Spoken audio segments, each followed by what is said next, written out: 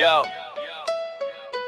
Pentru toți ăia care latră de pe margine, care mă strigă coteț, rablă fără rușine, ascultați aici. Ziceți că scoteți, că scârțâi când apar pe stradă, că pică tablă de pe mine, că-s făcut din tablă arsă, ruginită, praf și coajă. Dar nu știți filmul, vedeți doar caroseria. Când pornesc instalația, vă tremură toată scara, toată galaxia.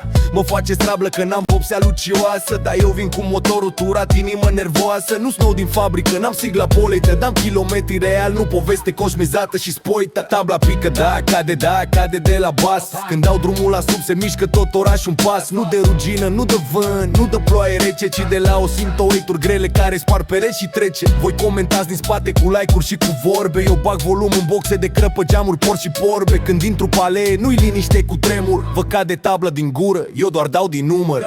M-ați vrut jos, m-ați vrut piesă de dezmembărit, dar eu mi-am pus ambiția pe jante și plec fără frânări. Sunt rablă? Atunci fiți atenți la motor, că vă las în urmă în fum și în zgomot de vapor. N-am nevoie de service la gura lumii, eu merg pe drum drept, nu pe banii nimănui. Am cicatrici pe carosere, fiecare zgârietură-i luptă. Nu-s făcut pentru vitrină, sunt făcut pentru ruptă. Voi vreți luciu, vreți poză, vreți aparență.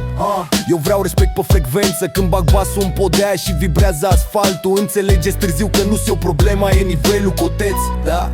Dar coteț cu sistem full, rablă, da, dar rablă care rupe clubul în două. Nu-i bluff, tabla cade, normal că-i presiune mare. Când dau play la piesă e furtună pe difuzoare. Nu-s Ferrari de paradă, nu-s mașină de fițe. Sunt tank pe beat cu versuri pe bice. Nu mă cumpără nimeni, nu mă vinde piața. Eu sunt fratele Vio, îmi construiesc viața. Așa că dușmanilor, țineți bine volanul. Când trec pe lângă voi, vă zguduie planul. Nu pică tabla de pe mine că-s vechi sau defect. Pică pentru că basul meu e proiect din pac direct. Și când mă vedeți venind, nu mai râdeți în cor, că din coteț s-a făcut cu tremur sonor. Semnat fratele Vio, fără frână, fără stres. Dacă pică tabla, e doar pentru că dau prea mult bas din bast.